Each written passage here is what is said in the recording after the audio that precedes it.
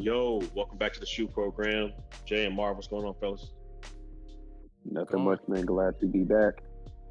Back. This is a big episode, just coming off of Gamescom. We got one of the biggest games of the decade probably coming out in a week. We got another great game coming out the end of September, so we got a lot to get into, but I think the first thing we need to talk about, fellas, is Gamescom, since that was recently, a couple nights ago. Let's hop into just some of the quick games that they touched on during the conference. For one, real quick, Alan Wake 2. I'm a Microsoft fan. I've been playing Xbox forever, and Alan Wake 2 was one of the best games I played on the 360. Are y'all looking forward to that one or what? Not me. I didn't really play the first Alan Wake, so I can't say I'm excited for it, but I may try it out when it possibly comes out on sale or something. Yeah, I played the first one. I didn't beat it. Is it on top of my list before the obvious ones? No, but if it's on Game Pass, I'm gonna check it out though. Yeah, I feel you. To me, what they're doing at least the footage they showed at Gamescom kind of reminds me of what they did with Quantum Break, which came out on was it Xbox One, or it might have been Xbox 360. Quantum Break, when that came out, actually, you know what? It was one of the first games for Xbox One. That game came out. It was kind of ahead of its time. Probably would have been more popular if it was released today. But some of the same things they're doing with the whole television and game kind of mixed together, it kind of reminds me of Quantum Break. I think Alan Wake is going to take that to the next level. So I'm looking forward to it for sure. Yeah. What about? Well, this is one of the most popular games in the world right now, and as Jay, you said, could possibly end up being Game of the Year at the end of the year, Baldur's Gate 3. Oh yeah, it's I'm actually looking forward to playing it, but right now they only have it for PC, but it will be coming out on PlayStation, I believe, later this month, and then later or in September, I believe, and then sometime later this year. They don't have a date yet, but it'll be on Xbox Series X and S later this year. But this is being right now touted as one of the best games of the year, possibly one of the best games of all time. It is a turn-based RPG, but it's a Dungeons and Dragons part of the Dungeons and Dragons series. They say you don't have to know the Baldur's Gate 2 or Baldur's Gate 1. You could just jump right in. It is one of those games like Elden Ring. A lot of people are saying where a lot of people weren't into the Souls type games like Dark Souls, but then when Elden Ring came out, everybody kind of jumped to Elden Ring. People that never played Souls like games before, they pretty much did the same thing with Baldur's Gate. One of the best things about it, EJ and Marv, is that this game is multiplayer, it's co-op, and we could all share the same world and make decisions and do all our own things in the same world. And a lot of people are touting that as one of the best features. They're saying that the co-op is one of the best co-ops they've ever played in a video game, especially in a game where you can make a lot of choices that can alter the storyline. So yeah, man, this is a Starfield better run it out the park, because I think Baldur's Gate gonna take a lot of the awards. So you're saying I'll have to go around finding furlong fingers and all that crap and trying to jump into someone's session and make sure everything's sync up and type in codes and all that mess? You won't have to do that. We can actually share a world. For me, I just need to see some more gameplay, because I'm not really the turn-based style. I've never been the turn-based style RPG type dude. I haven't. So I'm gonna have to see more gameplay. With it. That's cool. I'll be on. You know what I'll be on. So, but yeah, we'll see.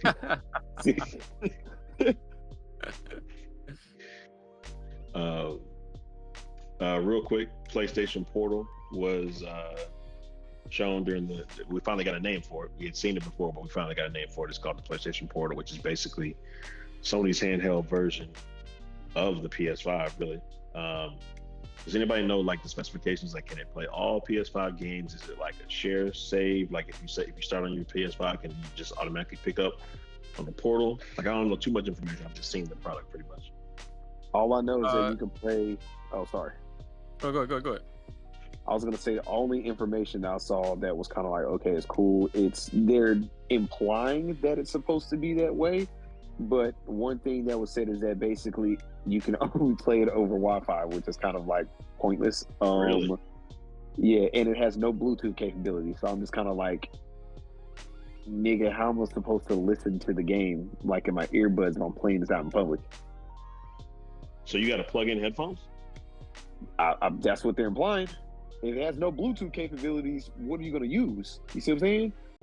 Why are you making a console in 20 or a handheld, whatever you want to call it, without Bluetooth in 2023? I'm going to look at some more information because that's wild. That's wild. So I'm reading here, the PlayStation Portal comes, it has the DualSense wireless controller, adaptive triggers.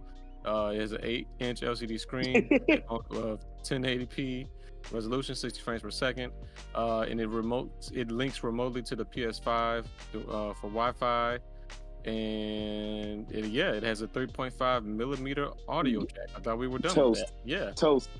Hey, hold on. Let me even go back even further than that. You say 1080p? 1080p and 60 frames. Bro, we in 2023. Everything should be 4K right now. Right. Not even 4K. At minimum 1440p. Yeah, this is a weird device because this is a handheld. This is a handheld created to just play remotely within your house. So it doesn't make any sense to me. It's like a faux Switch, if that makes sense. Because remember, the Switch, the big thing is like, oh, I can go from the Switch in the middle of gameplay and just put it on a port, and it can just basically stream on the dock, and it streams to my TV. This doesn't do any of that, I don't believe. No, it doesn't. It is meant to remotely play from your PlayStation 5 via a Wi-Fi connection, so you can quickly switch between playing on the console and in the PS Portal, and you can play anywhere in your home that has an internet connection. Wow. So if you want to play while you're on the toilet, you couldn't wait to finish that God of War part or Final Fantasy 16 chapter, and you had to take a duke because you had diarrhea. That's what this is for. Bruh, get a Nintendo Switch. Get a Nintendo Switch or a Steam Deck and get the hell out of my face with this lackluster product that they want to get 200 of my hard-earned US dollars for. It's pointless. Bro, you lost when you said 1080p and headphone jack. We going back to the iPhone 6. Like, what are we doing? They basically reimagined the PSP, and the PSP was better than this. What are we talking about here, bro? Wow. Yeah, this is crazy. This is crazy.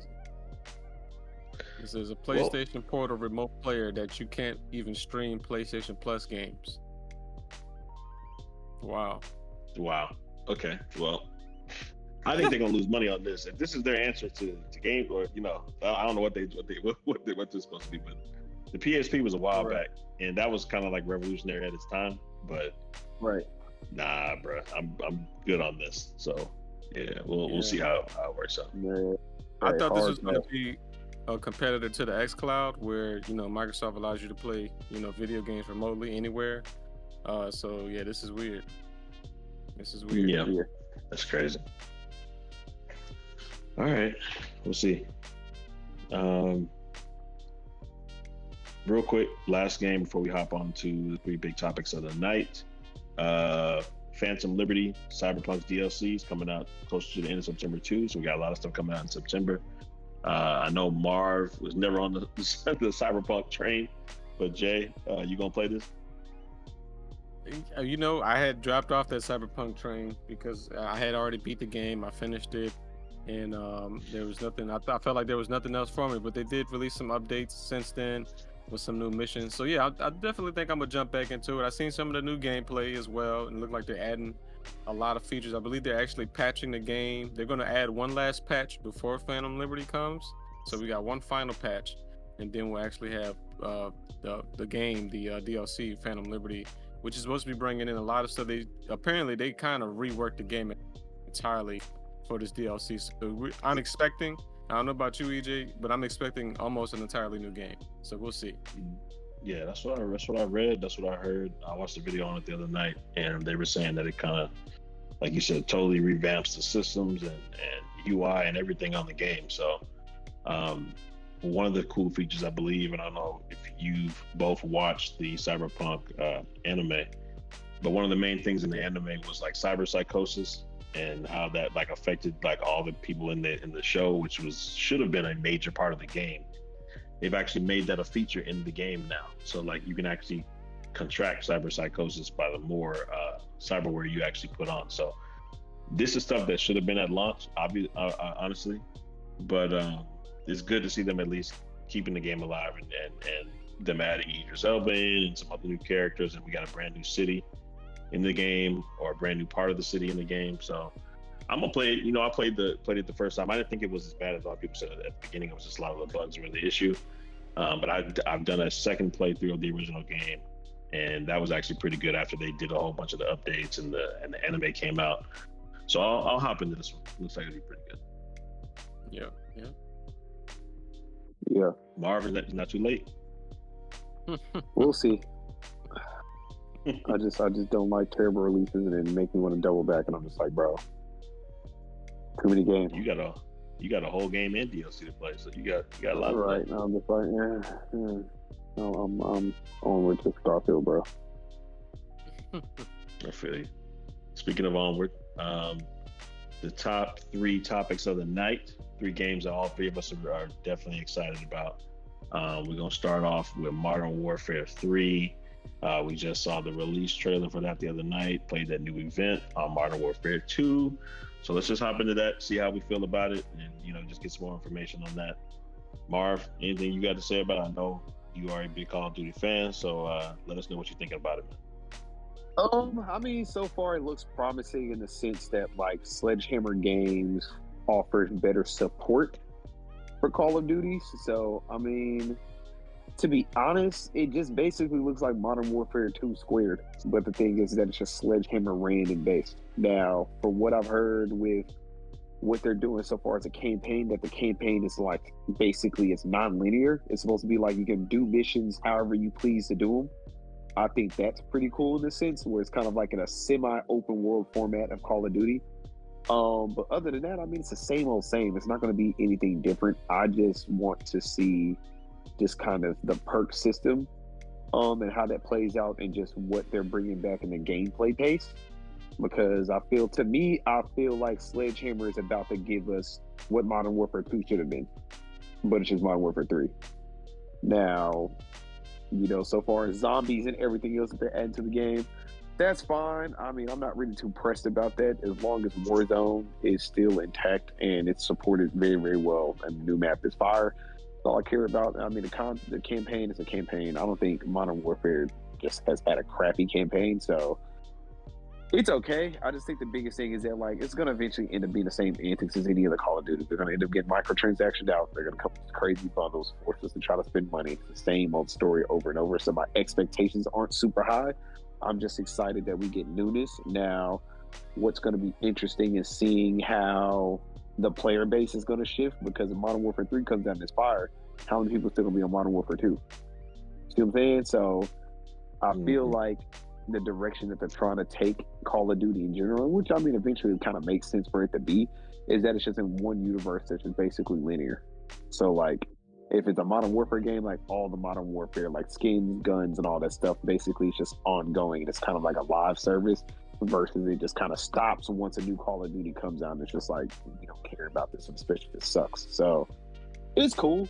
I'm ready for it. Because, I mean, Modern Warfare 2, like, to be honest, man, they had a lot of opportunity to be able to knock it out the park. And I think eventually Warzone just kind of became the thing, and that was pretty much it. Like I told you all, like, the only reason I think people still play multiplayer is because they absolutely hate Warzone, or they just literally need to get guns, level them up, and then just go back into Warzone. I mean, that's the main thing is when the game first comes out, although all the guns are at 0. So I only play really to do that so I can get all the guns up to 100. Figure out if we can do the camo challenges, like getting gold on a lot of them, and then take it straight to Warzone. So, yeah, I'm with you on that.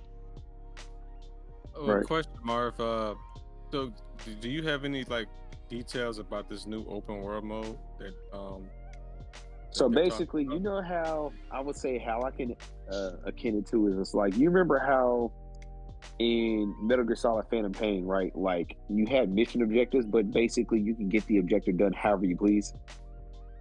That's what they're alleging this is going to be. So you have a level and you go into the level, you got an objective, but there's numerous ways to get it done. So if you want to be stealthy, you can do it stealthily. You want to be loud and go crazy, you can do that.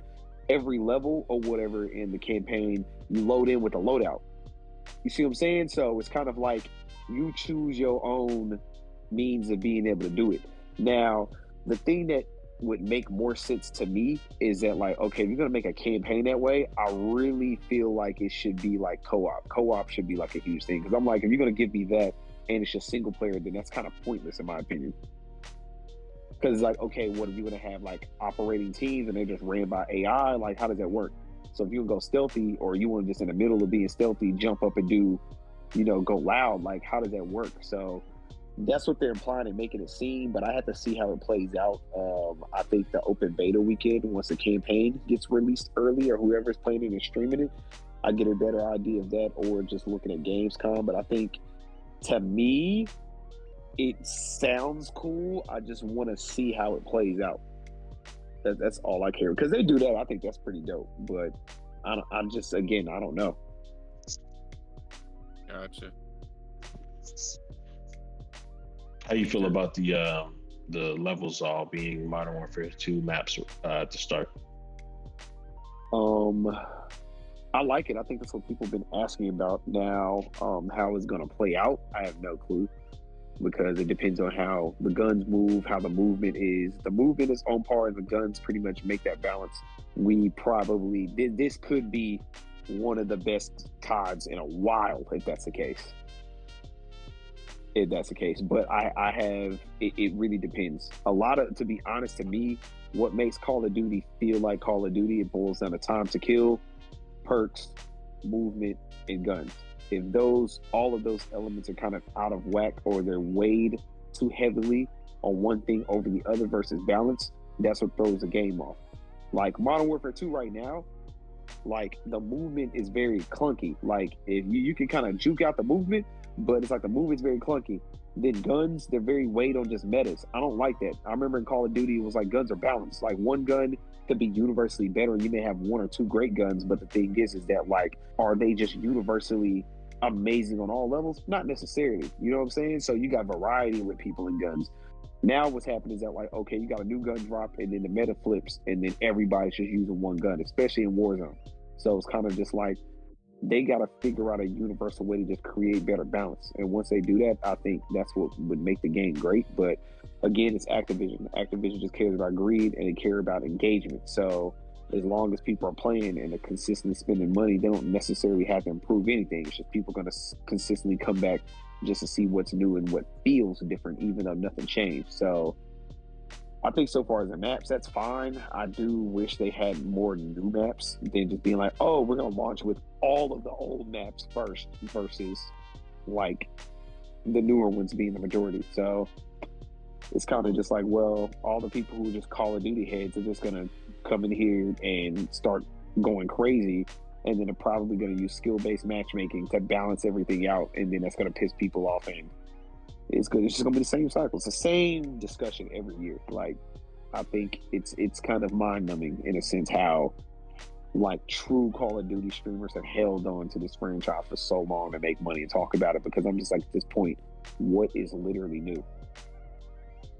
Like, how are they going to breathe life into the franchise? That's the thing that I'm kind of getting to the point to. And I think Warzone, honestly, is the future. Yep. Well, yeah. How do you feel about the? I heard that the new time to kill is more than it used to be, so it takes longer to kill people.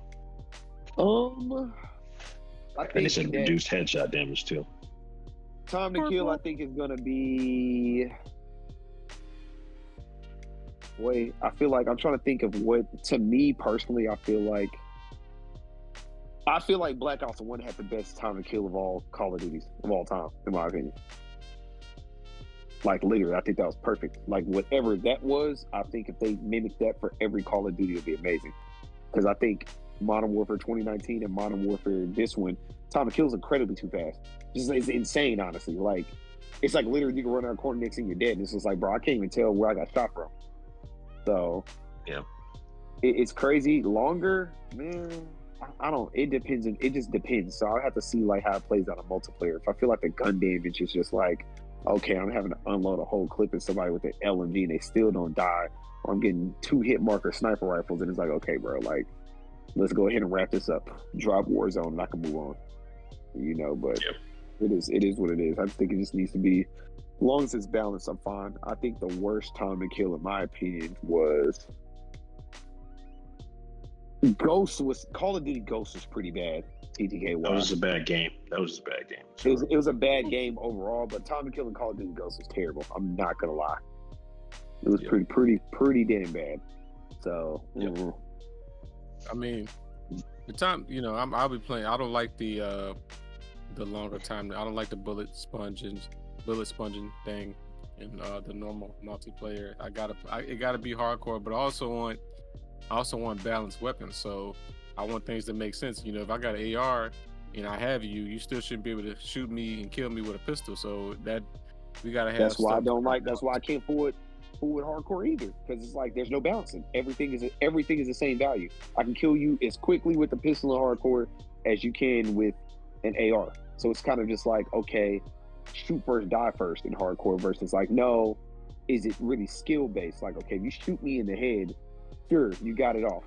But like, fam, if I'm up here shooting you in the legs twice with a pistol and you die in hardcore, and you shoot me in the chest with an AR and you live, like, come on, bro.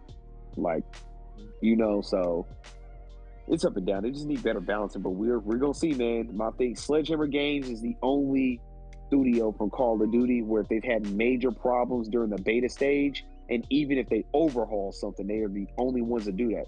Like Call of Duty Vanguard and World War II, they did serious overhauls before the game even dropped. Infinity Ward, they just like, bro, what you see is what you gonna get, and we might do something for y'all later.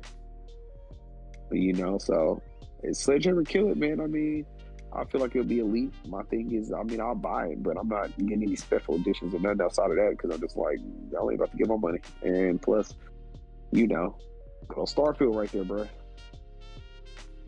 Right. Well, I mean, whatever the base is, I'm probably gonna get. So I don't do the. We'll give you 10 ghost skins to start the game. I don't really care about that. I'll just buy the skins as they release them during the season if they're any good. So, I don't think I bought any of the. Well, I did buy the very first. You bought the first one with all the extra skins. Yeah. Yeah, that was it. I have not bought a battle pass since this game come out. I haven't, and I don't like how they put the skins on the battle pass now, the free battle pass, and then you unlock it. And it's like, oh no, you got to purchase the premium skin to get this. I'm like, wait, I thought y'all had a whole premium pass for these skins. So you gotta get the battle pass and even get access to that type of stuff. So that's why I'm like, you know what? I'm gonna just go ahead and get the battle pass, bro, and just call it a day.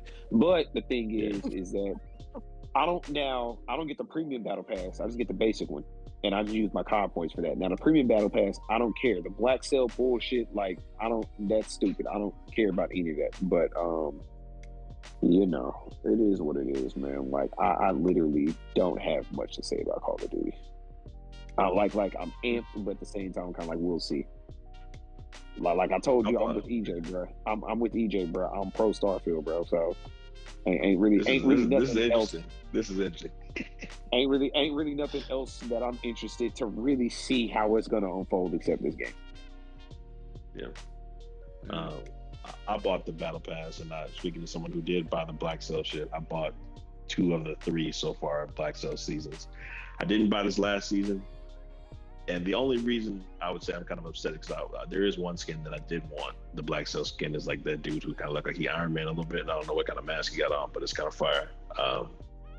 The rest of the stuff, though, you pretty much get everything else on the regular Battle Pass except for the that one main character who they hide behind the paywall of Black Cell. So what I did notice, and I'm kind of upset for, I hope they change this in Modern Warfare 3, is when you do the Black Cell shit, all it is the same skin in black and gold. Nigga, that's not why. That's not what should be happening. I want a brand new version of the skin. I don't want the same skin with just black and gold paint dripped over it. Like, so I hope they change that, because it was cool at first. It was like, okay, black and gold, like the colors anyway, that's what's up.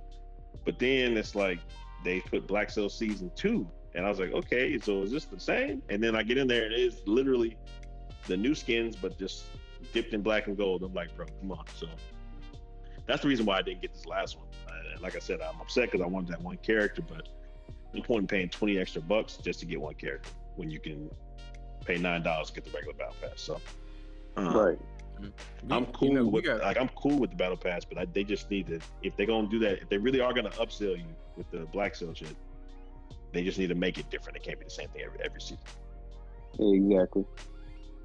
We got to have a podcast where we actually talk about the issue with battle passes, because I ain't trying to stretch this out, but 2K just announced the battle pass for the first time ever in 2K history.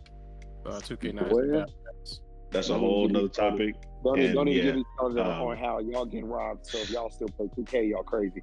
But don't get me started. It ain't getting robbed, bro. Because I'm not buying That's a different battle pass for no bad basketball game. I think I brought it up via text message in the chat. Like I think maybe a week ago, I was just like, dog, if this is what they gonna do, the folks tripping.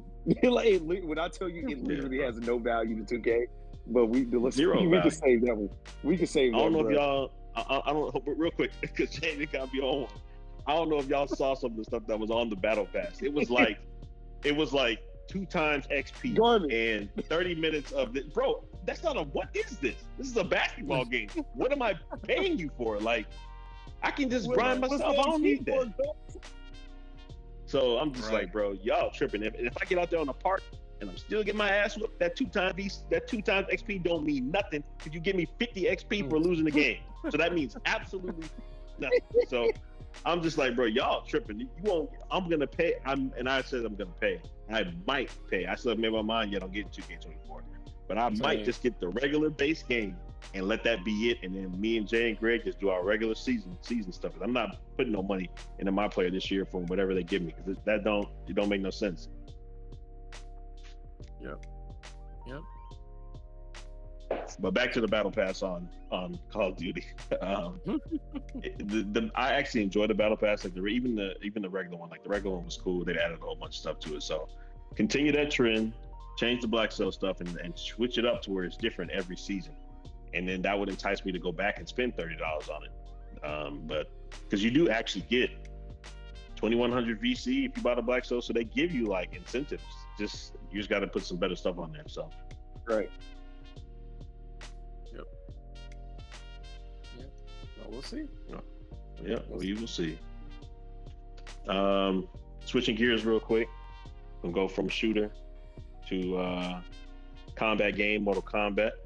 Jay, take the lead on this, man. I know that you have been a Mortal Kombat head forever. How are you feeling about them going back and now going to Mortal Kombat 1 and switching it up and just basically doing a reset? In the words of the great Shang Tsung, it has begun. I'm just gonna tell you, hey man, I am over the moon. I am really excited. Starfield is still the number 1 game, but this is definitely number 2 of the year for sure. I played pretty much every single Mortal Kombat that's ever come out. I'm a big Mortal Kombat fan. I am of the belief that Mortal Kombat is the best fighter game to have ever existed.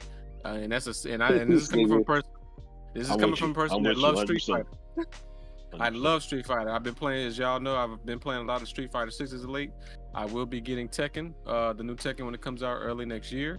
But even then, Mortal Kombat will be on replay for the foreseeable future.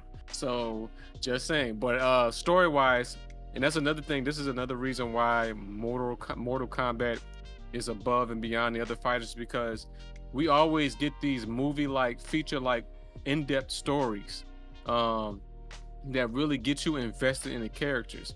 Unlike Street Fighter, where you have the main characters like Chun-Li, Guile, Ryu, and Ken, Bison, in Tekken with Jin and the Kazama family stuff, you're not really invested in the rest of the characters. They're just like, ooh, this is a new character that can do this stuff. Oh, this is a character that can do this fighting style.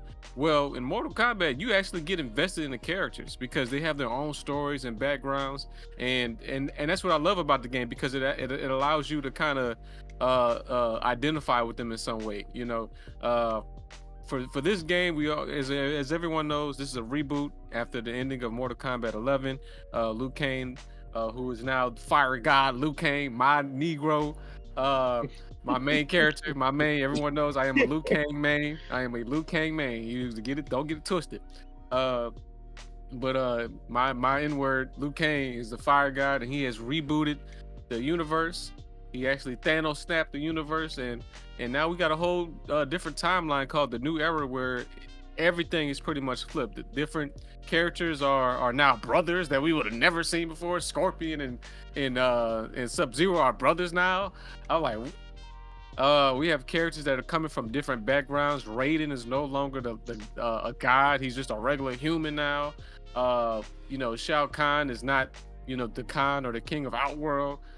We get characters like Sindel coming back, Mei Li, characters from Armageddon like Astra. I can't wait to see a story behind her, because we never really got a in-depth story with the character of Astra. Reptile is back. We kind of missed him for the last two games.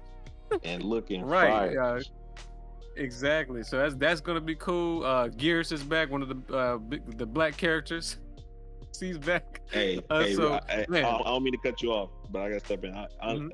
I'm all for black characters. You already know SHU Program. We promote black characters all the time. They can get Gears ass up out of here though. I've never liked Gears. I don't care if he's black or not. Get that nigga out of here, because he's just, there's no point to him. He got some cool moves, but I'm just like, bro, like I think they just wanted to get another character and they just made him black. But I'm just like, bro, this dude don't even need to be in the game. But continue. No, he was he was one of those Shao Kahn type of characters, them big bulky characters that move slow, and then the move set was, you gotta, like, if you want to really master Gears, you gotta really play with him a lot. He's not a character that you could just pick up and grab. So I understand why a lot of people didn't like him. It was like, only you saw a lot of people who played in the fighter tournaments play with him, because they that's all they did. They just play Mortal Kombat all day every day. But man, it just has a lot of things about this game that I'm excited for. The combat is different now. It's a more slower pace, which is great, because Street Fighter is really fast paced. So in Street Fighter, sometimes it's hard to telegraph your opponent's moves. In Mortal Kombat, you can telegraph your opponent's moves like rock paper scissors. You can like almost detect what your opponent's going to do, and you can easily counter it, which is great, because so it brings in kind of fighter IQ to it. That's why I love Mortal Kombat's fighting. Also, let me not even get started on the cast of characters, because even though I named some, we got a whole bunch of DLC characters coming. I think we got like 6 of them coming. We got Ermac, we got Homelander, we got a boy from Omni-Man, we got we got Peacemaker. So they're not playing with these characters, man. We got Jean-Claude Van Damme skin for Johnny Cage, because if anyone knows, Mortal Kombat actually started off as a Jean-Claude Van Damme video game, and then something happened, blah blah blah, it changed it to what it is today. So we getting Jean-Claude Van Damme as Johnny Cage, which definitely I will be buying that. But yeah, man, I'm excited. The cameo characters, which is pretty cool, because of course they can't fit every single character in the game, so they bring some classic characters for like a tag team type experience. So as you're fighting, you're gonna see old characters jumping into the fray, which is pretty cool. You see that in a lot of fighting games where they have like assist characters. Mortal Kombat has done this before. This isn't really anything new to me. They're just kind of renaming it, calling the cameo characters. So I guess that's a PR thing. But we've seen this before. We've seen this type of, call in a friend, while you're fighting and interrupt the match in some kind of way. So we've seen this, but what's cool about it is they'll have their own like X Factor moves, finishing moves that'll come in combined with your main X Factor moves. So that's cool, man. So I'm excited. I'm really excited. The story looks amazing, man. This story looks like it could be like a Hollywood movie. So I'm excited. Jay, you need to touch on the Sub-Zero and Scorpion storyline, because that's new. How they're rebooting and changing that. So go ahead, I'll let you talk about that.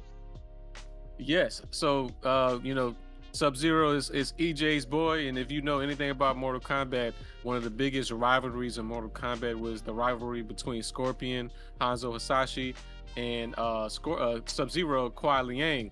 And these two were Scorpion of the Shirai Ryu clan, and Kuai Liang of the what I can't think of the name. What's the name of the now I just forgot it. I had it right here in my head. So you got the Shirai Ryu, which is Scorpion, and then Lin Kuei. I don't know what Lin Kuei. Right. So these were, Quan Chi. Long story short, Quan Chi kind of set Sub-Zero up, and then Scorpion, his main purpose was to kill Sub-Zero, because Sub-Zero killed his family. But all that was a lie. Quan Chi made all that shit up to try to get Scorpion to come, fight for him. But now, in the last game, we kind of saw Sub-Zero and Hanzo pretty much kind of come together, and like they were kind of like spiritual brothers ever since they found out that everything that they thought was wrong. So they kind of were brothers in combat. But now what they're doing with this reboot is, I guess Fire God Liu Kang was like, you know what, I would actually make y'all brothers biologically. Yeah. I was like, what? So now in this game, Scorpion, the Sub-Zero mantle is back to the first Sub-Zero. His name is always hard to be at Bihan. And Scorpion is now, the mantle of Scorpion is now Kuai Liang, which is crazy. And there's no word currently as to where Hanzo Hasashi is going to be playing. But a lot of rumor is that Noob Saibot, who that mantle was previously Bihan after he died and came back. That Scorpion Hanzo, the old Scorpion Hanzo Hasashi, may be taking on the mantle of Noob Saibot this time, which would be pretty interesting. Yeah, and to be honest, it fits because it's Noob Saibot was kind of like a dead zombie specter, just kind of like Scorpion. That's what Scorpion was too, like a dark specter zombie type character ninja. So it would fit for Hanzo. So I'm interested to see where this goes. I'm really interested to see where this goes. So I'm excited. Yeah. I think I'll say one more thing. This time we'll actually start to see like characters like Baraka. Baraka, he's fighting for his people. We get to see the beginning of the Terracotta plague that starts turning their, morphing their body into these hideous creatures with their mouth, and we kind of see that Melina. We see the beginning of Melina, Katana's sister, kind of getting the disease and her mouth changing. So a lot of stuff from the original games are kind of coming back, and we're kind of seeing the beginning of it. And you kind of see Shao Kahn. Shao Kahn is a general now, and I guess we're eventually going to see his rise to power. So a lot of people are asking who's going to be the main villain. And I saw one cutscene where we see a young Shang Tsung, and he's over there selling potions, and everybody's like, "Oh, he's selling fake shit." And they like beat the shit out of him. So we see like a poor, broken Shang Tsung. It's pretty funny. So I'm like, this is interesting, man. This is really interesting. So I will say, EJ, this is my last thing I'll say on it. I love what they're doing with the story. I know the story is going to be epic, but I would love whatever happens for them to do a part 2, like an aftermath, like they did with the last game, because I want to see the story kind of continue on. I want some longevity to be in the game, so I would love to see some kind of continuation too. But yeah, man, I'm excited. Mortal Kombat 1, man. Tekken is even when that comes out, I think still Mortal Kombat will be the top fighter game of the year. I feel you. I echo pretty much everything you said 100%. Mortal Kombat to me is the best fighting game out. Storyline is crazy, has been crazy since the first one all the way to this new first one. The storyline has always been wild. Even when you go to like Deception and the other games that came out, like right when we were in college age, like those games were fire too. Like you were saying with the story, looking forward to it. One of the major reasons why I play it, like I know Jay does a lot of multiplayer too. I'm gonna be real with you. When I beat the story, I'm good. And it's probably a waste of money, but I just enjoy the story so much. I'll play against Jay and Greg probably a lot because Greg said he's gonna get it, so we'll see how that goes. But yeah, I enjoy just the character backgrounds, seeing what drives each character. Like you said, Liu Kang is now a fire god and how that's gonna play out. The Baraka thing is interesting because I remember they were saying, like in the original game, the Tarkatans were like a race of people, and in this one, it seems like they're just regular people from Outworld, but they contracted disease, and then that's how they, turn into how we know them now. Like Baraka looks like he Right. looks, and then other people are all in that. And then you were saying Melina contracts the disease. 'Cause if I'm correct, Melina originally wasn't she like a clone of Katana or like an evil She version was. that Shang Tsung made? Yeah. Yeah. And he She was and he originally used a like clone. some Charcatan blood or something like that. Right. Yeah, so that's why she looked like that. But now she's just a regular sister of Katana, and she ends up Twin sister contracting the now. disease. Yeah, she's a twin sister, so she contracts the disease, and that's why her face looks all messed up. So they got some fire storylines going with that. With Baraka, you already touched on Sub-Zero and everything.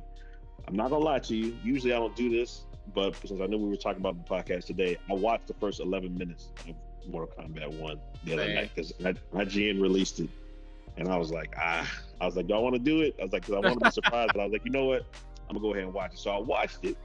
Anybody listening, spoilers, if you don't want to hear anything about the beginning of the game, fast forward to the next section.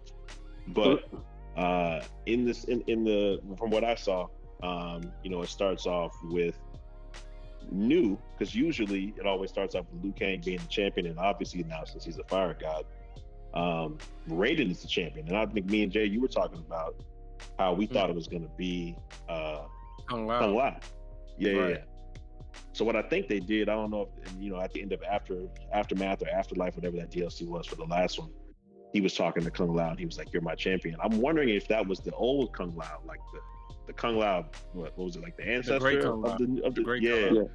So maybe this is just down the line, and now Raiden is going to be the Earth champion for this time period or whatever. So it looked fire starting off like that. Right. What were you gonna say?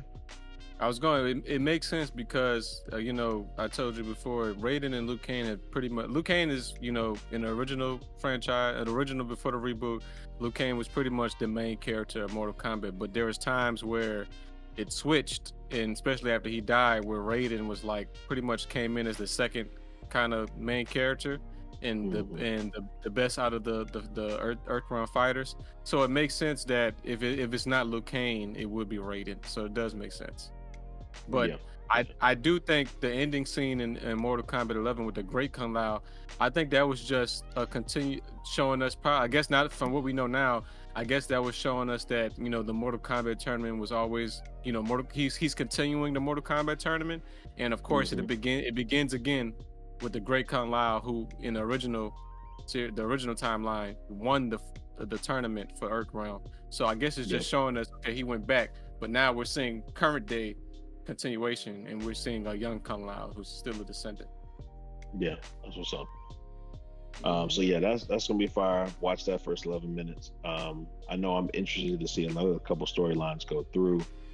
Johnny Cage, and I don't know if you noticed this, Jay, but I haven't seen him use his powers in any of the trailers or any of the movesets that they've shown. Like with the green, I've seen him do like the zoom kick, but it didn't have that green outline. So a lot of people were saying that maybe I'm just wondering, like, are they going to tell something different about him, or is he still got the same amount of powers he had before? It just looks different. But that's interesting.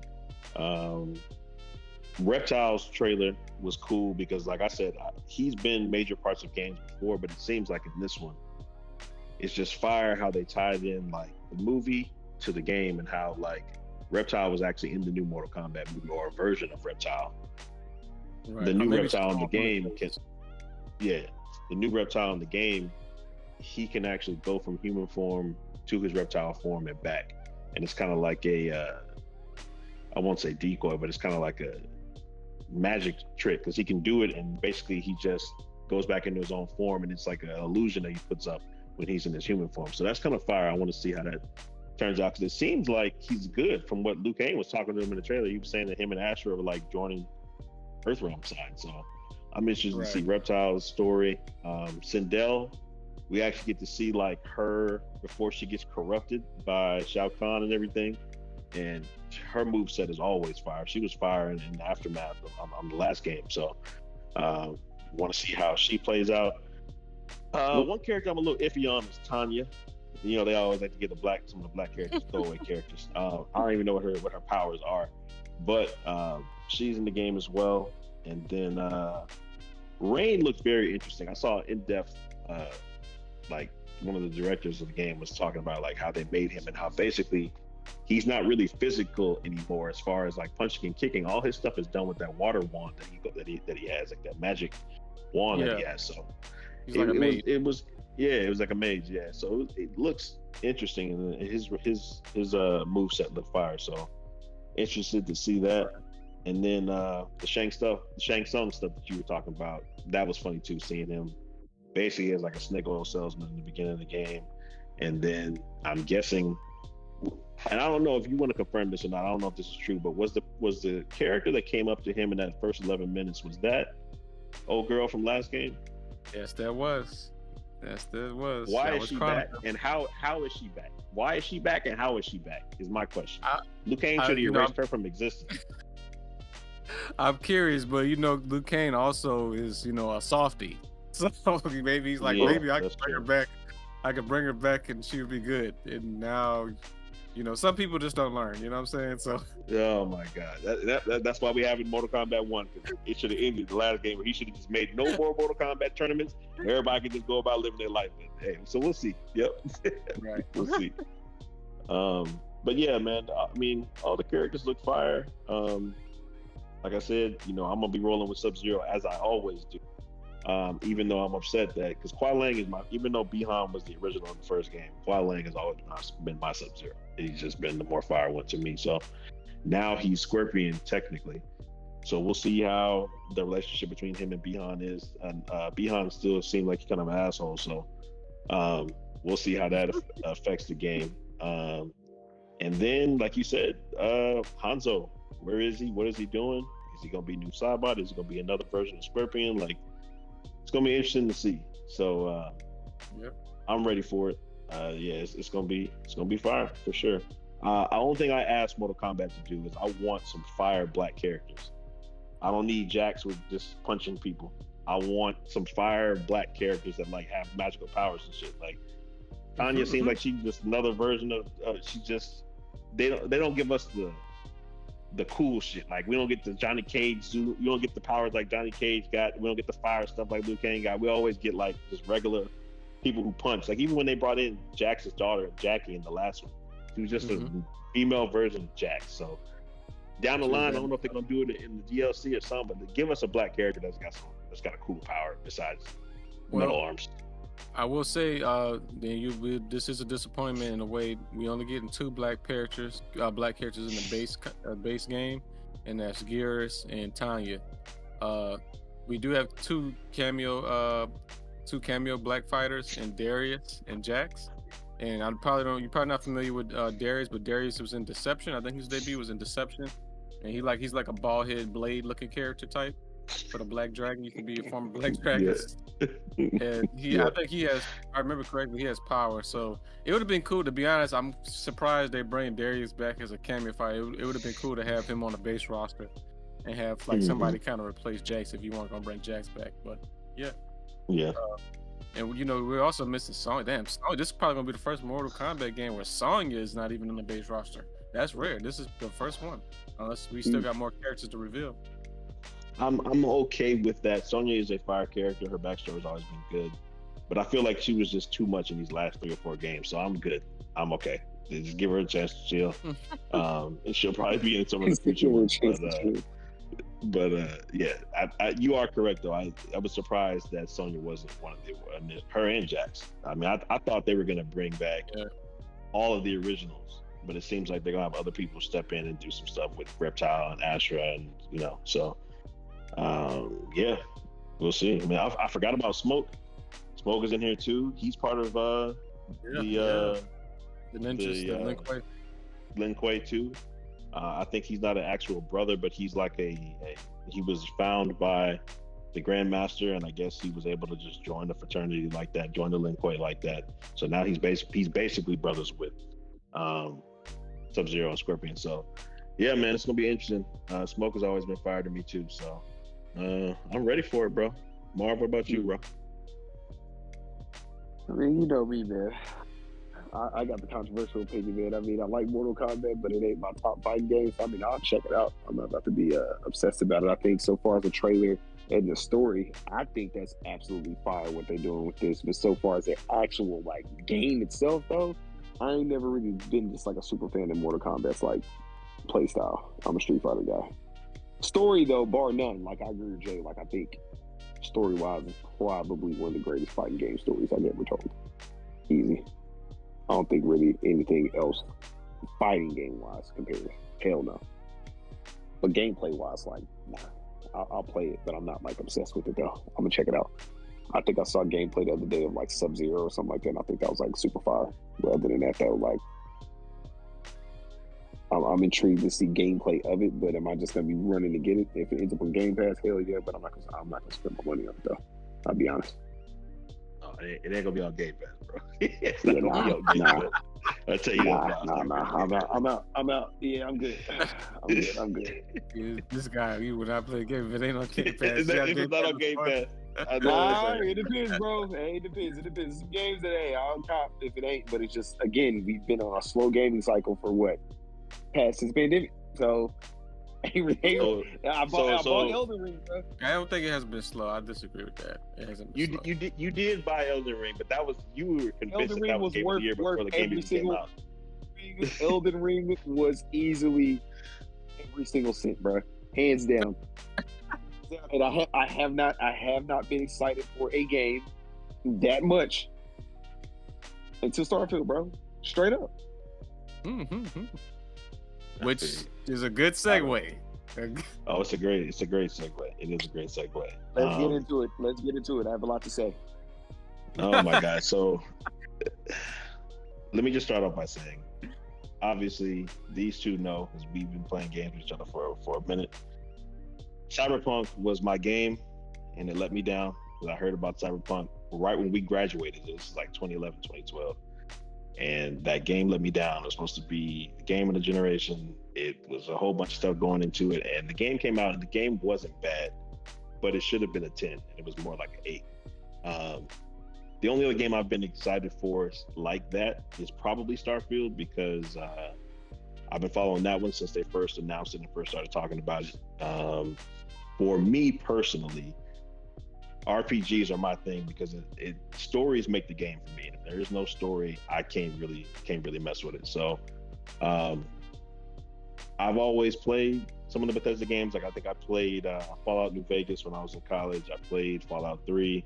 But the really big one for me, and Marvin knows this because we was living together at the time, was Fallout 4. And Fallout 4 was fire. I don't care what people say about the story or whatever. That game was fire from beginning to end. Just all the things you could do, the in-depth storylines that they have for the characters, having you step out that vault and just that moment of actually getting a chance to go and just do what you did in Boston was just fire. Like the game was on another level. So Bethesda has always done their thing. The crazy thing is I never played Skyrim when it first came out. I remember Skyrim came out around 2011, 2012. And I always heard people talk about it. They was just like, this is the RPG. Like this is what sets the bar for RPGs. I think you, Jay, and Riley, y'all were talking about it, and the game always looked like it was okay, but then it got further and further down the road. It was 2016, 2018, 2020, and I was like, this game looks trash. Like, just not looks trash like the gameplay, but the graphics. You know, it was like it's been a decade since the game came out, basically. So I didn't play Skyrim until last year. It was the first time I played Skyrim. I wanted to make sure I had played, quote unquote, Bethesda's best game before Starfield came out. And Skyrim was amazing. It was fire. It had the mod support on there. So just like Fallout 4, it had the mod support. And Jay gave me the mods to put on. I put the mods on. And the game actually looked night and day better than it did before. So appreciate that, Jay. But that game was fire. I would say Skyrim was probably in my top 10 games for sure. But going back to Bethesda style games, like just the way that they approach stuff has always been fire to me. And when I heard that they were making a Fallout or a Skyrim but in space, I was like, I gotta do it, man. I gotta play it, gotta see how it is, gotta see what it's about. And then just getting a chance to hear like what they were doing with the game. And I know Marv will talk about this in a minute, but the whole 1,000 planet thing, and you being able to land anywhere on the planet and walk the whole planet and do what you need to do to Discovery, it just looked fire, man. So as everybody knows, Starfield is coming out next Thursday, Friday. This is going to be super big game. We've been talking about it amongst each other for a while now. Marvin, I'm going to go to you first. What are you looking forward to? Because I know we got a lot to get into about different things, but I want to ask you first, what are you looking forward to play-wise? I'm going to set a precursor and say this. If they execute this correctly, this will be game of the year. If they execute this correctly, I will say this again, my friends. This is game of the year. Hands down. This is the first time I felt and have seen niggas package a game, market a game, and pre-sell a game like they used to in the golden days of selling games when the 360 was still going.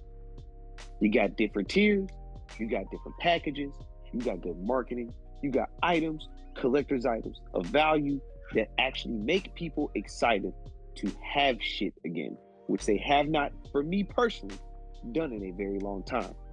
Now, moving on to what I see about the game. If they execute this correctly, again, absolutely incredible. Incredible. I genuinely do not see an element of this game that is trash. Now, the 1,000 Planet thing, they kind of broken it down a little further because the main debate that I had when we heard news of this, and EJ was hella hype in the chat, and I was just like, there's no fucking way they're giving us 1,000 planets that are all completely different. And I was telling you all about how they're basically probably going to finesse it, and it's going to be, I forgot what the term is about how they generate them. They've done a mix of that. Yeah, they've done a mix of that, but they have diversified them. So technically, it's like the planets won't feel the same, but they're not like 1,000 individually like diverse, independent things, if that makes sense. Like some elements have been like cut and paste, but they're generated differently. And I think just how they interact with the environment is what's going to be different. So I was like, okay, I can respect that. Because I remember when I was telling you all is that there's no way in hell they're going to be able to do that and give us all these other features. And this game is going to be priced at the price point it is. And also, can any of our consoles be able to have it on there? You see what I'm saying? From a space point of view. I would say the character customizations so far is like Ubisoft's always really been good with that. So I really didn't like worry about them like, oh, they're going to give us some lackluster thing, especially all of us being black men and not really seeing features that can fit black men or women in a game. I think I got kind of like pretty solid feelings about that. I feel like they're not going to get that wrong. I like the elements of how basically you have optional traits for whoever your character is, and you don't have to have them, but if you do, that basically kind of like adds a little bit of razzle dazzle perks to how your character interacts with the world, or it can be a takeaway in certain situations. So I dig that as well. I think the thing is, the only thing that I wonder, which I haven't heard anything about, is there going to be like any multiplayer elements in this game, or is it just that's it? It's just there's no multiplayer. This is a straight single player experience. Yeah, me personally, I wish there was a multiplayer experience. I think that would be absolutely incredible, because I think after a while, like unless the expansion is gonna be just something insane, I feel like once we complete it, it may feel and be hella monotonous. But we'll see. I do like the fact that like the game isn't hella linear, so it's basically you can kind of beat it and play it however you want, and then everything kind of feeds back into one another. So they say even if you did like all the side missions first, like some of the side missions actually like kind of feed back into the main story, so it'll piece things together and it makes the story less daunting in certain elements. I think that's dope. I think the thing that I got answers on just from doing a lot of research on, and this is the part that Jay really liked, is just like, oh, well, we're going to be able to build a ship. And I was just kind of like, well, wait a minute. How balanced is it going to be? Because everything's going to have to work within bounds. Like, I can't just basically make this giant ship that is going to be this, and then it's going to have a benefit. So it's like, you got to sacrifice certain things. Like, you have to pick and choose, like, what you want it to be that suits your play style, which is what I respect. So I think the biggest thing outside of all of that, I just want to see what's up with the weapons. Like, I haven't heard too much about guns.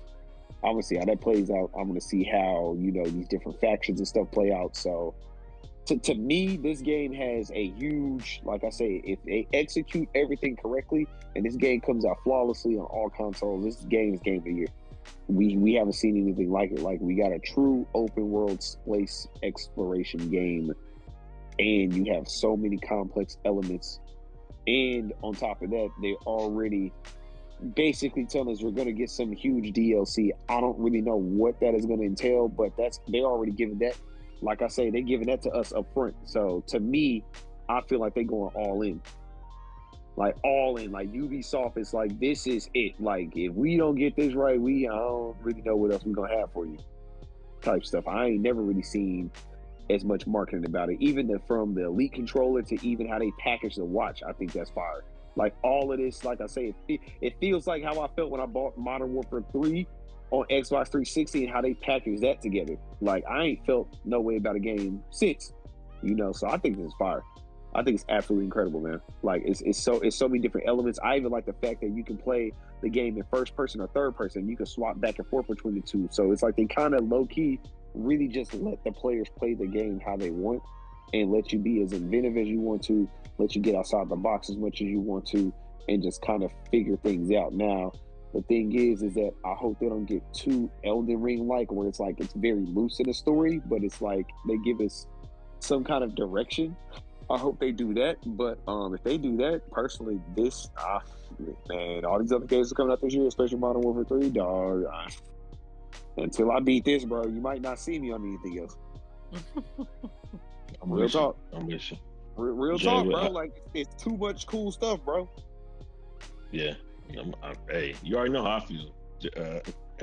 Jay, how you feel, man? I know you big Bethesda fan too, so.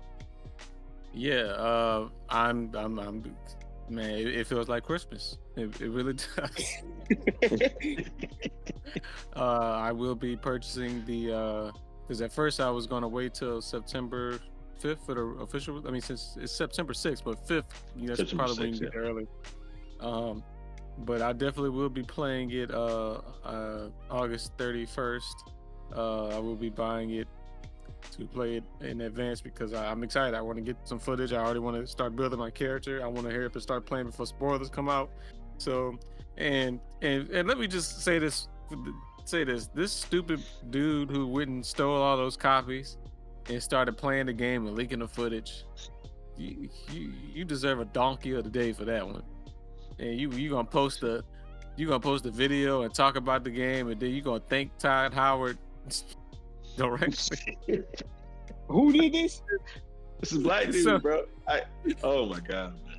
This dude, man. He making it hard. Yeah, it's a black dude, bro. It's a black dude.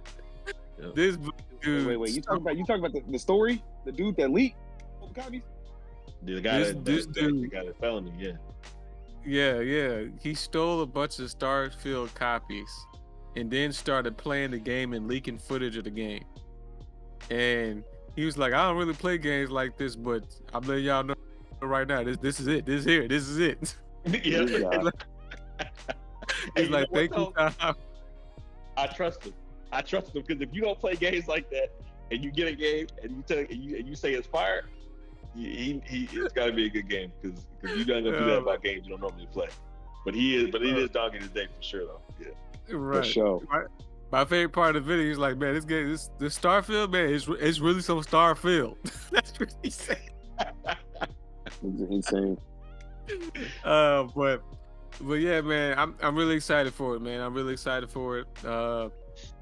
There's just I'm just ready to start, get in the, build. I'm really excited about the ship building. I think that's what I'm really excited for. I've been wanting a game for a long time where I could kind of build my ship and have space fights and stuff like that with it. Build my own Enterprise and Millennium Falcon. How deep and in depth that will be, we'll see when we get our hands on it next week. Right. But yeah, I'm excited for it. You mentioned the third person and first person. Bethesda has always done that with their Elder Scrolls series and Fallout. So and that's one thing I appreciate about them, because you want to, for a game that has an RPG aspect to it, where you have all these kind of clothes and armor and stuff like that, you want to see your character. You want to have to always press start and have to look at the stuff. You want to be you want to immerse your players and let them be able to see it and see it in the field. And I always appreciated that they were allowed you to switch back and forth between first person and third person. And I'm curious how far the astronaut suits go. Like, I think for the most part, all of the footage that we've seen so far has been this base white astronaut looking suit.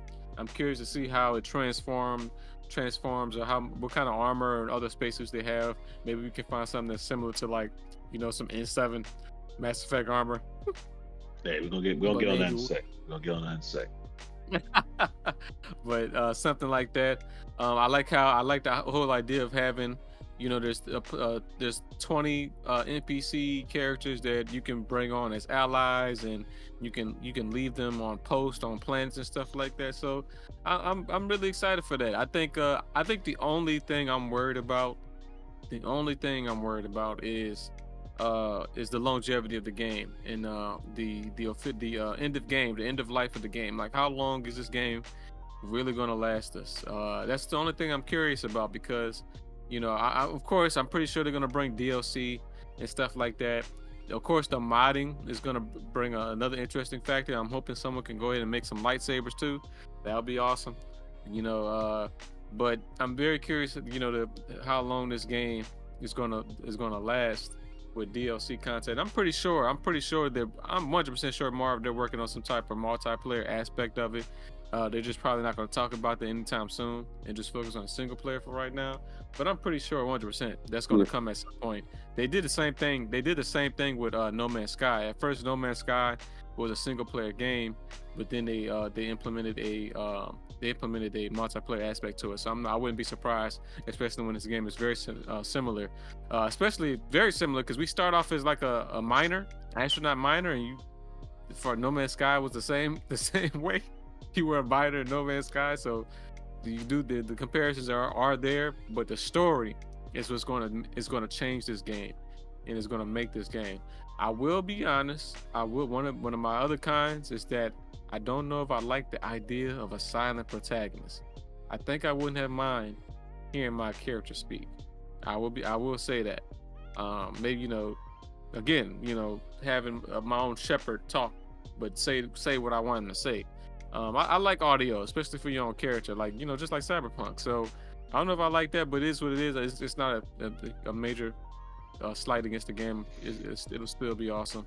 But yeah, man, I think I'm excited. I'm excited to see where this goes, and I'm excited to play the story. I'm excited to go to all of these planets, and the gunplay and building all these weapons, the mods. Yeah, this is, Baldur's Gate is up there. Starfield, Xbox. I want Xbox to win, man. I want them to get a game out there that can't be denied, and hopefully this is it. We'll see. Yep.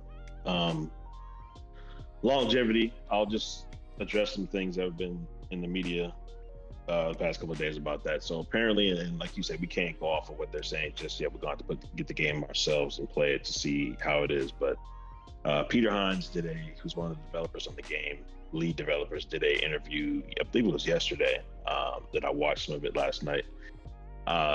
What he said, and this is just him, he said that it took him 80 hours to complete and actually get deep into all of the faction/side quests. He said that was about 80 hours worth of gameplay. He's like, once you get into it and you start seeing the different things you can do with that, he said the game it just gets crazy. He said that he realized once he was almost done with all the faction stuff, he said he hadn't touched the main story yet. He said the main story took him another 50 hours to complete. So that's 130 hours right there. I'm not saying it's going to take everybody that long. Some of us are speed runners. We go through the stuff quick. Some of us take our time. So it may be longer, it may be less than that. But initially, he was like, the game you will be playing this for over 100 hours, which I think is, for most people, most of us who are adults and have work and jobs and stuff like that, I think that's plenty of time. And especially starting off with the game, and getting a chance to dive into it. So that was what was said about that. The silent protagonist thing, that was interesting, Jay, because I'm kind of with you. It's like, I don't know how I feel about that, because you play games like The Witcher, and you got Geralt, he basically is talking the whole time, and then you got Shepard in Mass Effect, and those are two games that people were saying are kind of outliers when it comes to like the RPG world of how they were mad successful and crazy good games, and they had protagonists that actually talk. I think they said that Starfield wanted it to be like your own experience, and so basically there's a lot of dialogue being said, but like your character has a chance to just expound upon it without having, you know, being constrained to what the voice actor is saying in the game. So it'll be interesting to see. It's something that I want to say, did Skyrim was silent protagonist too, right? Yeah. It was. Okay. Pretty much all of the Elder Scrolls and Fallout. Yeah, I think Fallout was too. Yeah, so that'll be interesting to see how that plays out. But apparently, this game has like 4 times as much dialogue and just like between the characters and everything else that Skyrim had. So that's good to hear. It means that the game is going to be in depth when it comes to like lore and story for sure. The two things that I think we even touched on that I'm looking forward to the most is factions, because I know when I played Skyrim there was a Dark Brotherhood quest. I don't know if you remember that one, Jay. I remember. Dark Brotherhood, that quest was fire, man. And that, and even the faction quest in Fallout 4. I can't even remember the names of them, but it was like the Brotherhood of Steel, I believe it was, in Fallout 4. Yeah. Bethesda's made like crazy faction quests and just like character stories and just how all that stuff ties into the main game. And they were saying that they've gone deeper than they ever have before with factions. So to see that in this game, I'm excited for, number one, for that. And then 2, Fallout 4 introduced us to like settlement building in Fallout 4. The only issue with Fallout 4 was it was like post-apocalyptic, so everything looked trash. It was like the walls was like falling apart, and even though you could build like these fireplaces, like it just didn't look good, and you had like concrete floors and stuff like that. It was what it was. But I actually spent a lot of time doing that in Fallout 4 and trying to make settlements in like all the major cities in Fallout 4. So they have the same type of thing in Starfield. So they have where you can go in and you can build your bases in Fallout 4. I'm looking forward to that for sure, because it looks a lot easier. They were kind of going through some of it, I know, during the direct, and basically just saying how it was easy just to snap certain pieces on to different settlements. You can build as many as you want on all the planets that you're able to go to. So if you have the resources and the money to do it, you can do that. So I'm looking forward to that. And then, like you said, Jay, the shipbuilder, man, it looks unreal right now. Yeah, it does, man. They were showing all the different types of ships you could build and just how you're able to, you know, not just build out, but you can build up. Like they were showing like the mech that they kind of built, like the little fun style mech that they built, and just like the different types of ship styles and sizes. From what I heard from somebody, and this is just a rumor at the time, but they were saying that when you get deeper and deeper into the game, you'll be able to build like really big ships. And so that's going to be interesting to see how that plays out. And then something else that's cool too that we haven't even really touched on, it's just like how the economy system works in Starfield. Like obviously, you know, you get money for doing certain things, you get money for doing quests and all that kind of stuff like that. You probably get money for doing quests when you're in factions, but just like smuggling and different things like that, and how like they said, like before you enter any system, they check your ship to see if you have like stolen cargo or any kind of like illegal substance on the ship. So that's gonna be interesting to see how they tie all that in, how the economy system works, like making money and everything like that. I think, man, between all of that, the settlement building and the economy, building the ships, and then getting into the story and the factions, I think that we'll be playing Starfield for a minute. And what gives me hope about the future and going forward is basically the mod system. Like we know Skyrim got it, we know Fallout 4 got it. They were saying that they were giving modders like more room to work with and more tools to use to create crazy stuff in Starfield than they ever had before for any of their other mods. And you know, we were kind of limited before on the Fallout 4 because I was back on the old Xbox One.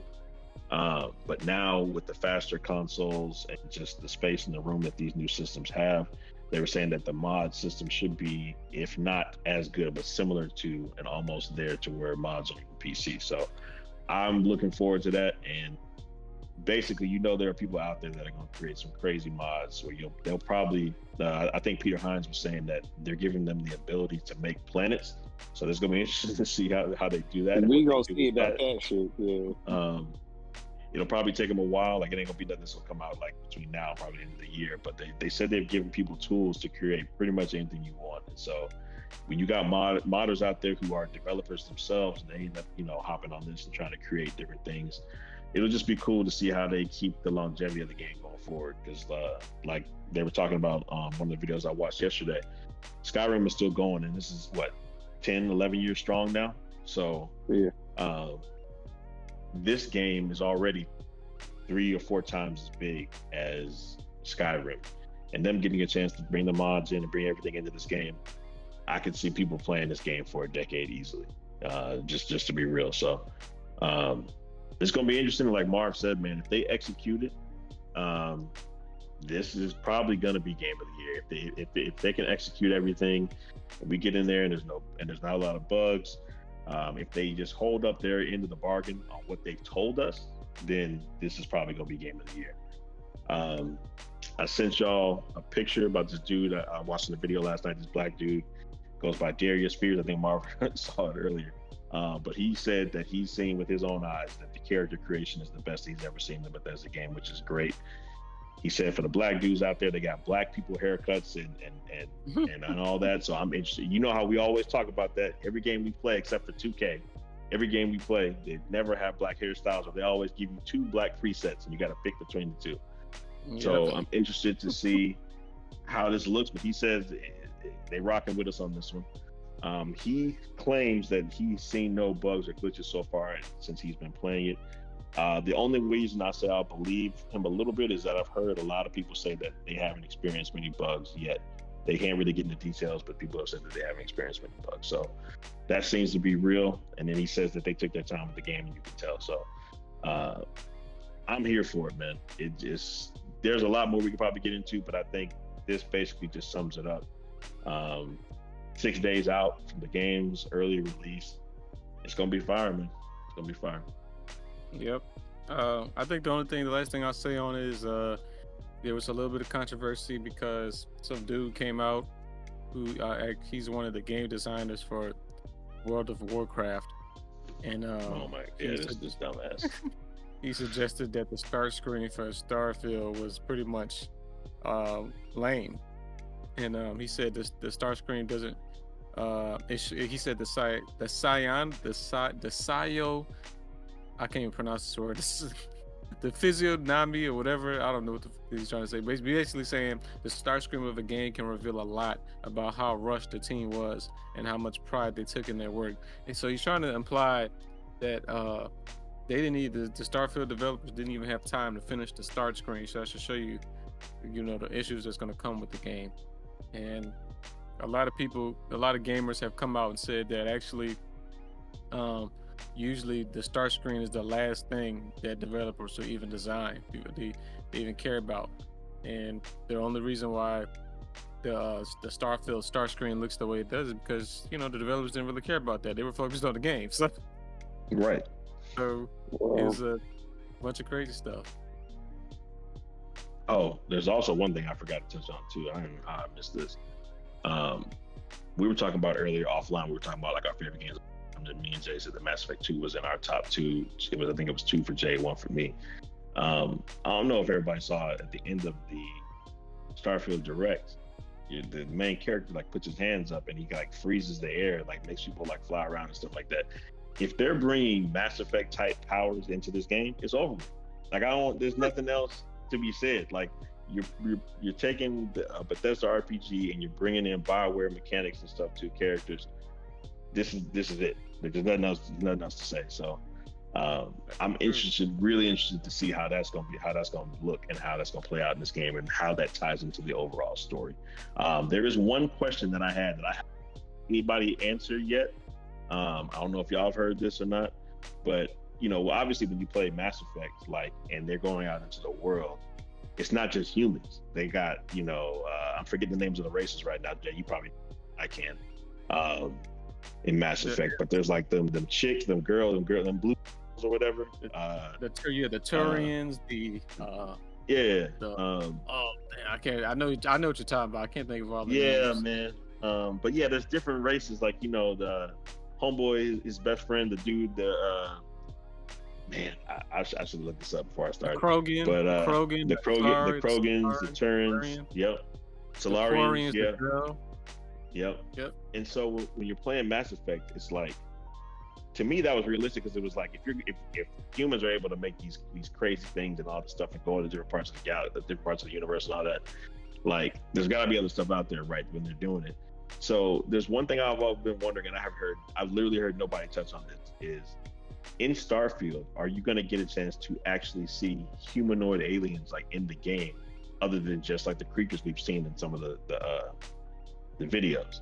Like I said, in Mass Effect, humans have reached out to these other different groups of people, and they're like trading with them. They live with them. Some of them are married to them. So it's just like, that was really believable. I have not seen that with Starfield. And so, not saying that would be like a game breaker, because it's not. The game probably still would be phenomenal if that didn't happen. But I'm wondering if at some point in the story, maybe, or further on down the line in the game, like, do we get a chance to meet alien civilizations that are in the game other than just human? Well, I think from what we've seen so far, and this is not to say that it won't change, but as of right now, it's kind of like Ad Astra, that Brad Pitt movie where they were trying to, Brad Pitt's father was lost in space because he was trying to find out if there was an alien race out there, even though mankind by that time had already started, space faring pretty much, but they still never had any contact with an alien race. I think that's pretty much, isn't this pretty much the base of this story, is that our character, spoiler alert, our character basically comes along an obelisk or some kind of object, and it gives him some vision of an ancient alien race. So I think that's pretty much the main part of the game, is that we're looking for the truth. Yeah. So, well, and which would be cool. Would be cool because if we do get to meet aliens eventually in the game, that would be a great update to have, where we start be a part of a series of events where we start incorporating aliens into our society and shit like that. So that would be cool. This is probably the prequel to Mass Effect. You see, bro, what I'm trying to tell you, that's a whole other game in itself. If you get to the end, or you get to the middle part of the game and they introduce that to you, that could change the way that the game is played going forward. So yeah, bro, that was the only question I had, and I'm interested to see what they got in that. I will say I heard some crazy news. I've never seen this in the Bethesda game today, but I'm told that there's a new game plus mode that's going to be in this, and usually Bethesda games don't do that, So I'm interested, and they said a new fun twist on that. So I don't know what that means, what you'll be able to do going forward after you quote unquote beat the main story. So all I know is Peter Hines keeps saying that even when you beat the story, he said for him, the game didn't actually pick up until after he beat the main quest. So I'm ready, fellas. I'm ready. Like I said, 6 days. Been counting it down. 6 days. So we're here now. I hope he's not just saying that to say that as a PR statement, just to find some way to quell everyone's feelings on the longevity of the game, the lifespan of the game. I hope there's really something worth playing for, which is fine because Elden Ring and the Soulsborne games, they're known for their replayability in the sense that when you do a new game plus, you get to keep all of the stats that you had in your first playthrough and bring it over, so you don't really have to you don't have to hunt, how we had to hunt for certain skills for certain bosses. You don't have to do all that anymore. So when you do a new game plus, it's really just kind of upping up the skill level with your current abilities and get you stronger. So I wonder if it's something like that, but maybe with new missions and a new story, who knows? Yep. And then, as Marvin touched on earlier, man, that DLC I think it's called Shattered Space or something, or Shattered Systems or something like that. Interested to see how that progresses the game going forward too. And I'm thinking, man, if the game is as good as it does, if it ends up being crazy, I mean, I could see them quarterly releasing DLCs, or at least biannually. You know what I mean? If they turn this into the space version of GTA, again, it's going to be one of the greatest. It's over. Yeah, I'm with you. Yeah, I see. I can see it being like Destiny, where Destiny has all these DLC content. I can see that happening. Yep. So yeah, man.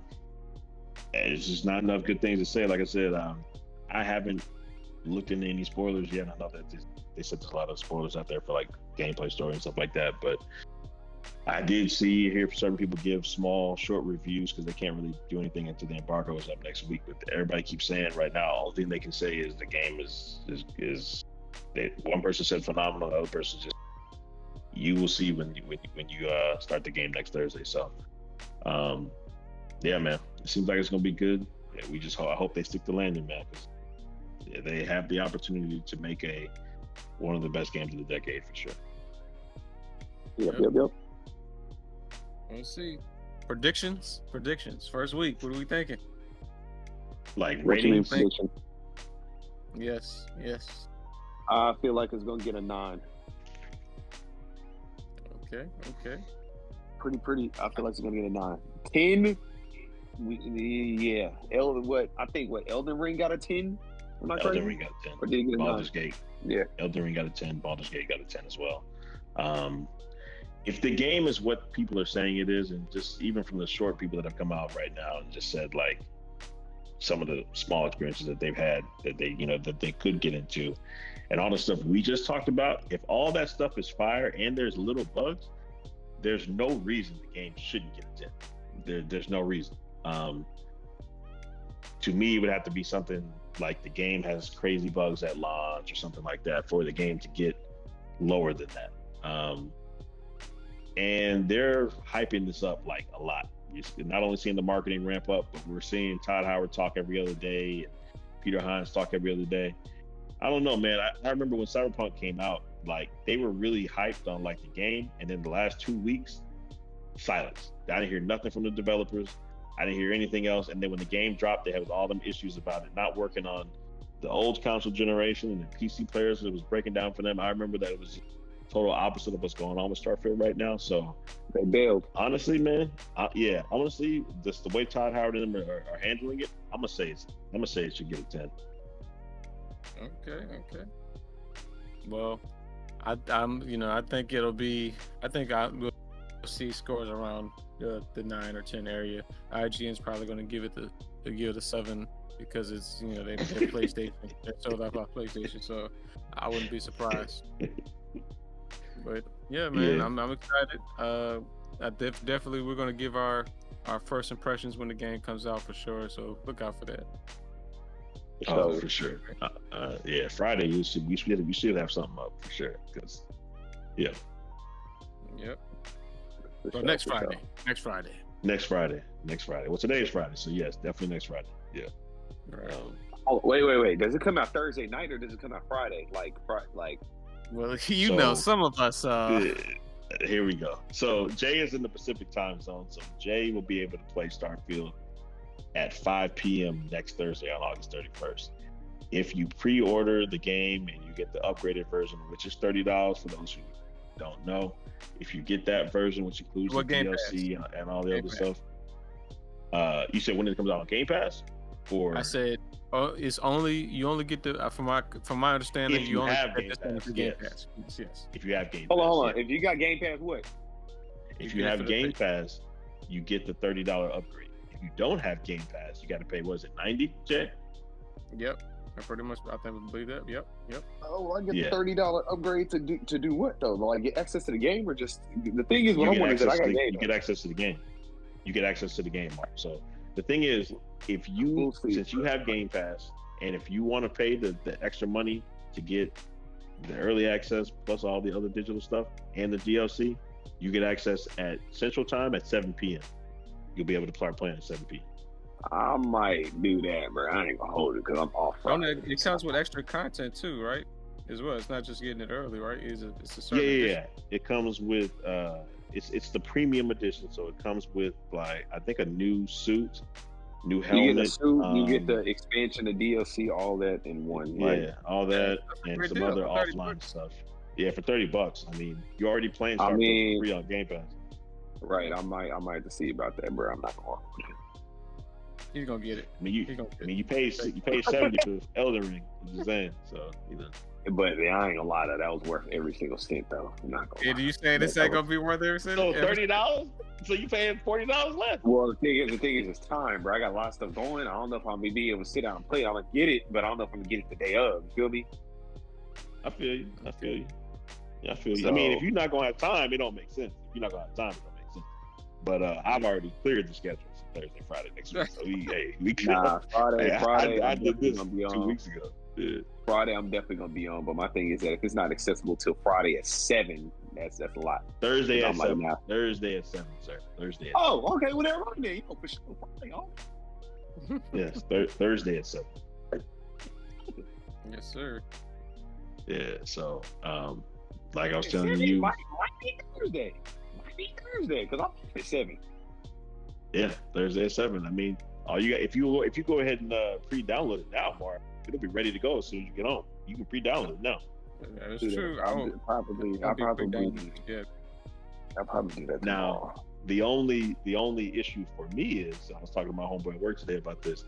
I got the Constellation Edition, which comes with the physical key for the game, and I think that physical key includes the DLC and all that on that physical key that they give you. So I can't pre-download. Oh, wait! You got to join with the watch? You got the watch? Yes, I did. I ain't gonna lie. I'm not gonna lie. If that watch was functional, that would be worth the money. The watch is functional.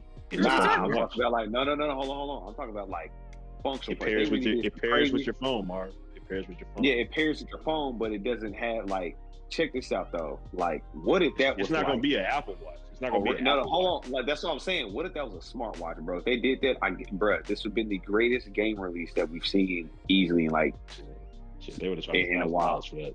I don't think it'd be 1,000. I don't think it'd be 1,000. I think it'd be like 6. I would say like 5. I would say like 500. And me personally, I think it would have been worth the 5. You gotta watch. And then check this out. Then if they made the watch like work with the game, bro.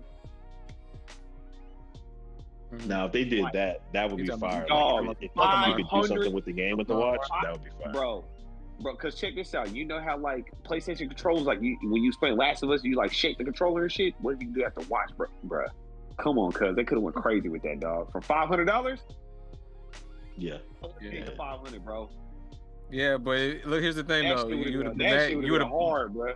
You'd have spent your money on all that, and then if the game sucked, you'd have been mad. So this just like I did on the Cyberpunk edition. But check this out though. To me, this is why I say bro. I feel like, man, they dropping their nuts on this, man, because they can't fail, bro. You got a physical product. That's my thing. That's a tool. Yeah. Any other game don't have stuff like that. They have little collector's items, little dolls and stuff like that. But bro, you got to watch, my nigga, in a case and an Xbox joystick. Like, they ain't playing games, bro. Like, to do stuff like that, man. If it fails, that'll be one of the worst releases Bethesda's ever made, bro. That is bad. That's really bad. Like, stock crashing bad. That's not good, bro. But I'm gonna tell you though, it wouldn't be just Bethesda, because Bethesda dropped the ball with Fallout 76. Yeah, they did, man. But they can bounce. But they was gonna bounce back with that. This one is a new title though. It's different that you got a franchise that's pre-existing. This is a brand new IP, bro. Like, it's brand new. This is something they threw a risk on. They got approval on, and people are like, "Hey." One thing too, Jay. One thing too, real quick before you say it. I will make note that the team that did Fallout 76 is not the A team, Todd Howard and his group, that did Fallout 4 and the rest of them before him. They gave it out. Right. They are stepping up for this one, and his whole team is working on Starfield. That is the only reason. When me and you watched the direct that day, and they announced the Constellation Edition, I thought about that. I said, bro, this game not gonna fail, because Todd Howard ain't gonna let these niggas fail, because this is his word. The fact that Todd Howard is outside speaking about this lets you know that, hey, bro, they got investors are really like, if this game fail, bro, like, you might be out of there. They're not playing games, bro. No, it ain't investors, and that's what I was about to say. If this game fails, it'll be a stain on Bethesda. But it's It'll gonna be stand on on Microsoft. Exactly. It's gonna be a stand on Microsoft. Microsoft can get away from it. No, they can't. No, they can't. I don't think they can, Marv. I don't think they can. You cannot. This is your second major release. The first one was Halo, and y'all dropped the ball with Halo Infinite. And you know what I'm saying? You dropped the ball. Halo Infinite was good for a few weeks, and that sucked. And they didn't update. Hold on. Because apparently they've done an update, and you know what I mean. They it's not enough. If I'm playing it again, it's too late. It's not enough. Too late. Too late. Yep. Exactly. Nobody's talking about Halo no more. And we all have a love here for Halo. It's not like I'm over here straight up trashing it, but we all played it. We experienced it. I haven't been on Halo in months. So I'm just saying, that was their launch title. And well, actually, no, it wasn't their launch title because it got delayed, but then it came out later. But that was their big AAA title exclusive. This is the second big exclusive for this console. Xbox, Microsoft cannot fail. So yeah, but Phil Spencer better be all on Tom Howard to make sure this launch goes smooth. So that's all I'm saying. They cannot fail. If this is a win, if this game comes out successful, no problems. It is what we believe it to be. This is a huge win for Xbox, Microsoft. This is what you spent that money for.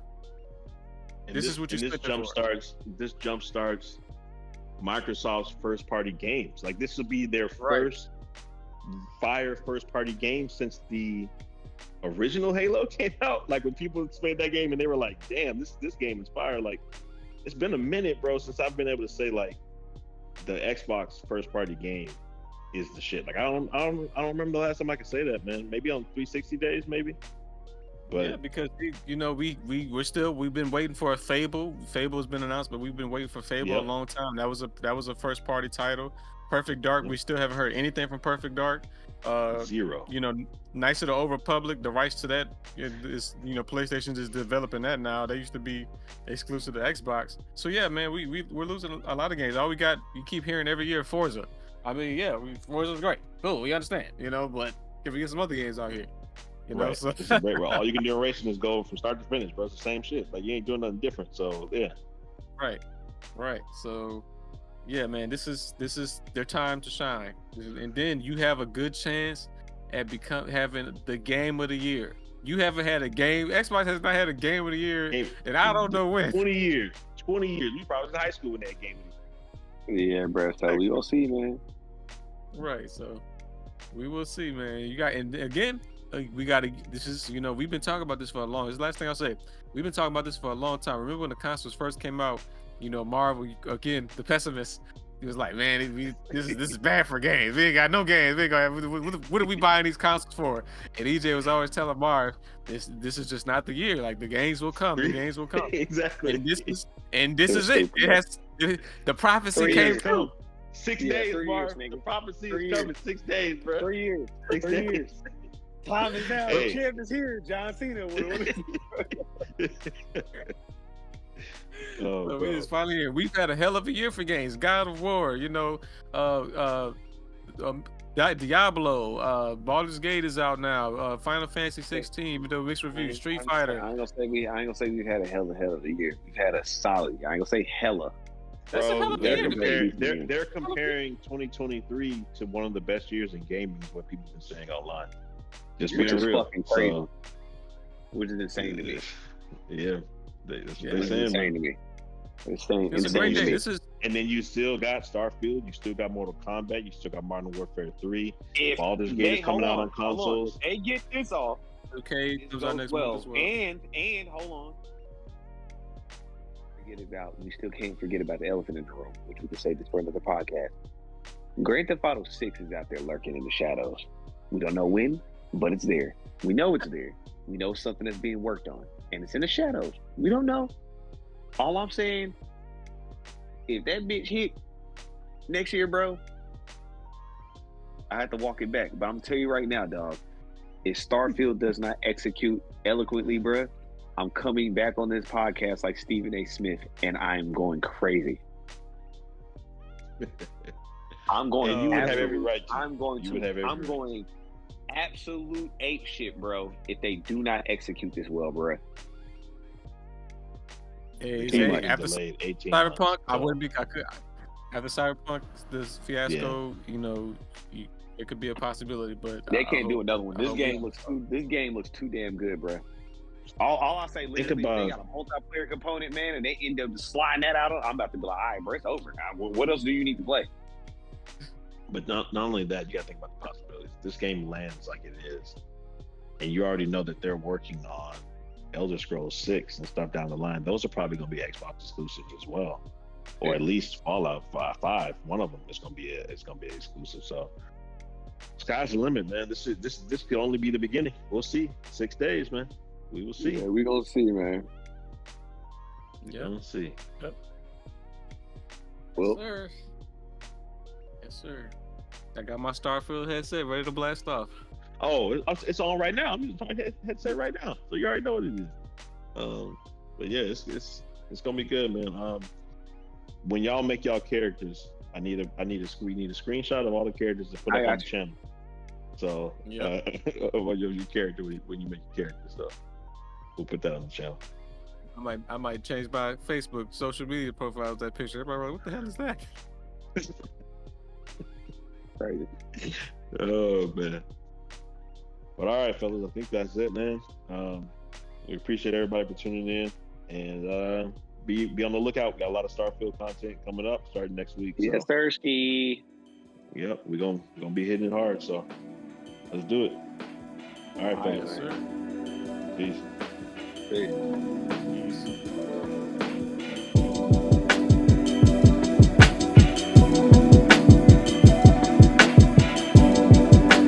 Feel free to follow us on all social media platforms. Catch us over on Spotify at the SHU Program and any other DSPs that you prefer to listen to podcasts on. Also follow us over on Instagram at the SHU Program. Follow us on Twitter at SHU_program. And also tap in with us, man. Ask any questions. Feel free to follow, DM us, reach out. If you like anything, follow us on YouTube. Please let us know, man. We really, really appreciate you all listening. We appreciate you all's feedback and tapping in with us content-wise, man. We would love to get to know you and figure out who's listening to us and what you all would like to see, and just for showing us consistent love week after week. Thank you all so much.